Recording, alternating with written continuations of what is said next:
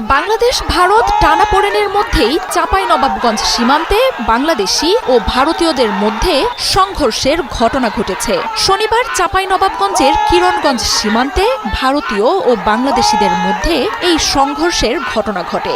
বেলা 11টার দিকে এই ঘটনা ঘটে বলে জানাচ্ছে স্থানীয়রা। এ সময় সীমান্তের উভয় পাশে অতিরিক্ত বিজিবি, বিএসএফ মোতায়েন করা হয়। ভারতীয়রা বাংলাদেশে অনুপ্রবেশ করে বেশ কিছু গাছ কেটে ফেলে। এ সময় বাংলাদেশি নাগরিকরা প্রতিরোধ গড়ে তোলে। স্থানীয়রা জানান, ভারতীয়রা সীমান্তের কাঁটাতারের বেড়ার পাশে গাছ কাটতে গেলে বাংলাদেশিদের সঙ্গে বাকবিতণ্ডা হয়। এক পর্যায়ে দুই পক্ষের মধ্যে বাধে সংঘর্ষ। পরে এতে বিজিবি ও বিএসএফকেও হস্তক্ষেপ করতে দেখা যায়।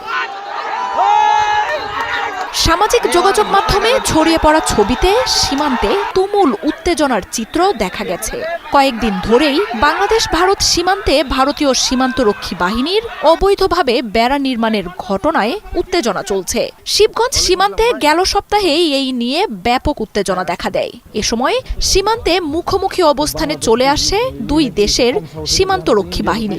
পরে বিজিবি ও বিএসএফ এর সাথে সীমান্তে অবস্থান নেন দুই দেশের স্থানীয়রাও। উত্তেজনার এক পর্যায়ে পতাকা বৈঠকে বসে দুই বাহিনী। তবে সংকট না কাটায় সীমান্তে অতিরিক্ত বিজিবি মোতায়েন করা হয়।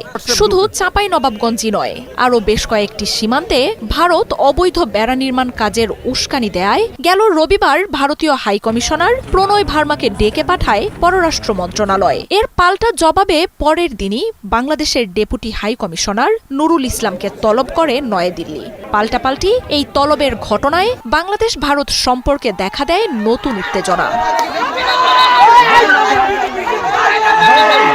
ভারতের রাষ্ট্রদূতের সাথে বৈঠকে সীমান্তে বিএসএফ এর উস্কানিমূলক কর্মকাণ্ডের বিষয়ে উদ্বেগ জানানো হয়। বারবার অঙ্গীকার দিয়েও ভারত সীমান্ত হত্যা অব্যাহত রাখায় জানানো হয় অসন্তোষ।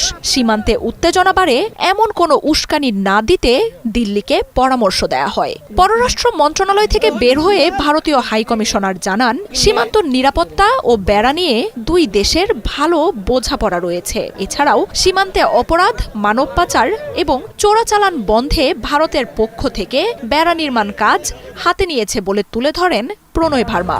সহযোগিতার মাধ্যমে সংকট সমাধানের কথাও জানান তিনি। তবে ঢাকার কড়া বার্তার কয়েক ঘণ্টা পরই দিল্লিতে বাংলাদেশের ডেপুটি হাই কমিশনার নুরুল ইসলামকে তলব করে ভারতের পররাষ্ট্র মন্ত্রণালয়। সোমবার দুপুরে দিল্লি প্রশাসনের সাথে বৈঠক করেন তিনি। বাংলাদেশের সাথে ভারতের রয়েছে 4096 কিলোমিটারের দীর্ঘ এক সীমান্ত।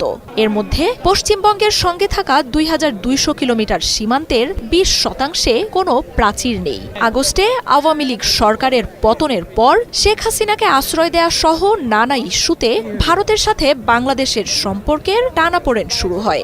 সংখ্যালঘু ইস্যু সহ দেশটির গণমাধ্যম ও রাজনীতিবিদদের বাংলাদেশ নিয়ে নানা ধরনের উস্কানিমূলক বক্তব্যে দুই দেশের সম্পর্ক তলানিতে নিয়ে যায়।